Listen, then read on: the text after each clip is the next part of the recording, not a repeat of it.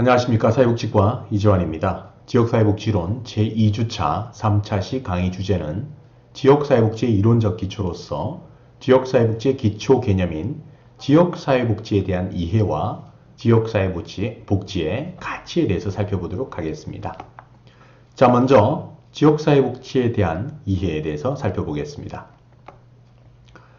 최근 급격한 사회 변화에 따라 사회복지 현장에서는 패러다임의 변화 혹은 패러다임의 전환이라고 하는 용어가 많이 사용되고 있습니다. 자, 이러한 패러다임이라고 하는 용어는 사전적으로 살펴보면 어떤 한 시대 사람들의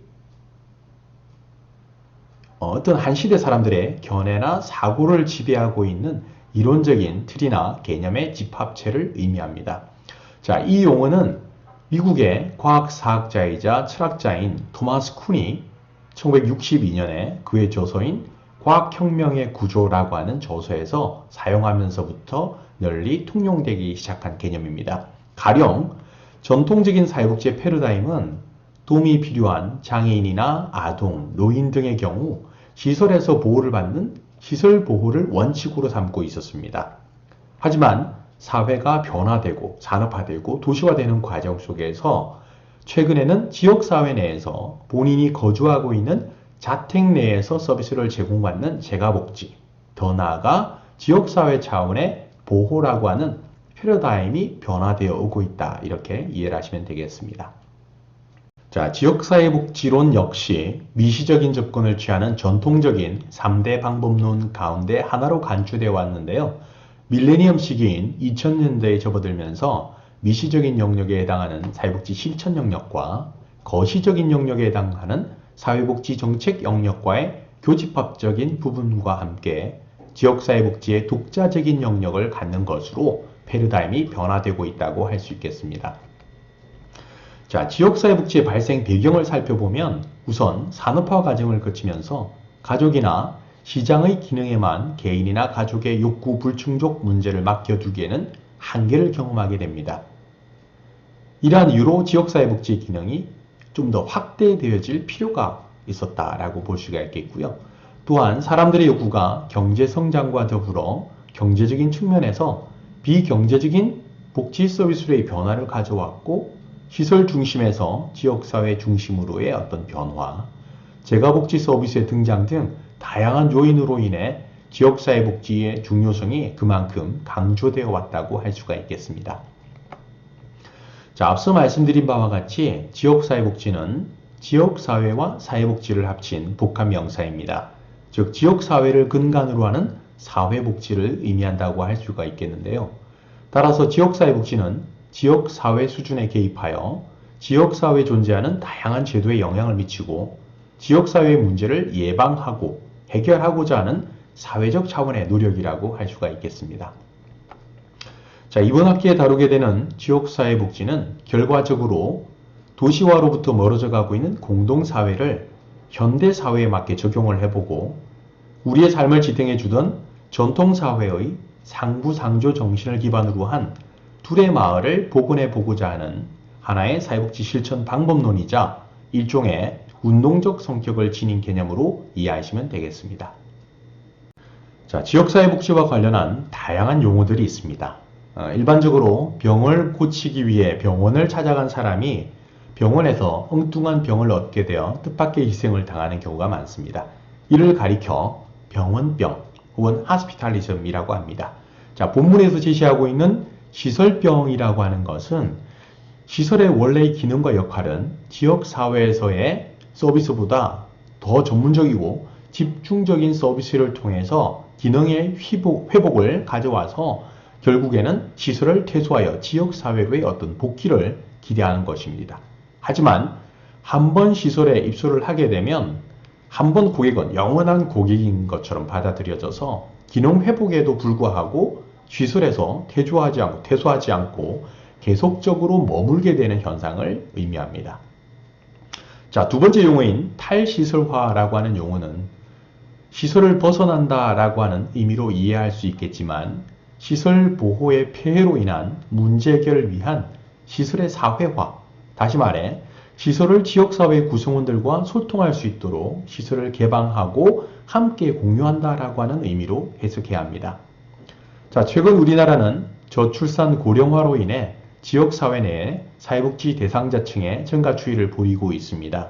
자, 일반적으로 전체 인구 가운데 65세 이상 인구의 비율이 7%를 초과하게 되면 고령화 사회라고 하고 14%를 넘어서게 되면 고령사회, 그리고 20%를 넘어서게 되면 초고령사회 혹은 후기 고령사회라고들 합니다.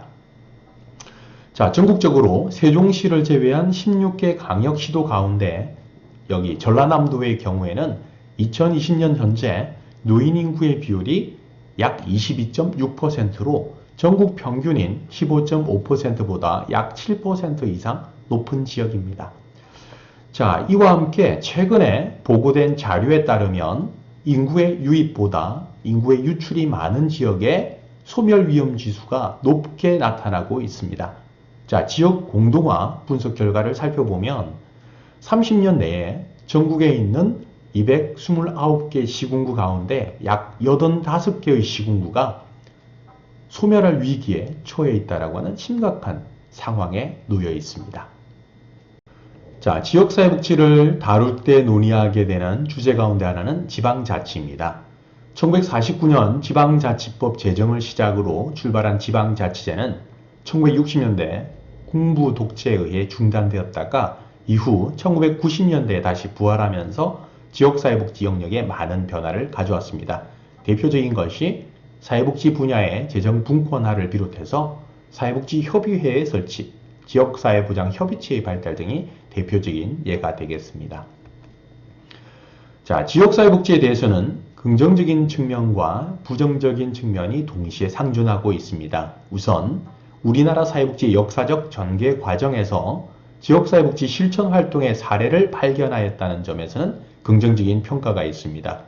자, 이런 과정에서 나타난 자조집단이나 자원봉사운동, 사회운동단체와의 연대 활동 등이 긍정적으로 평가되고 있는 부분입니다. 하지만 우리나라의 지역사회복지 활동은 민간단체 중심의 활동이 전개되기는 했지만 지역사회복지 기관이나 시설, 단체에서의 지역사회복지 활동은 다소 미비하였고 정부의 정책이나 제도 변화를 위한 조직적 활동의 참여가 미미했다라고 하는 측면에서는 부정적인 평가를 받고 있는 것이 사실입니다. 자, 이 밖에도 지역사회복지 활동의 대표적인 예로는 자선조직협회와 COS의 활동이 있습니다. 자, 이러한 인보관 활동, 인보관 운동이 대표적인 지역사회복지 활동의 예라고 할 수 있겠는데요.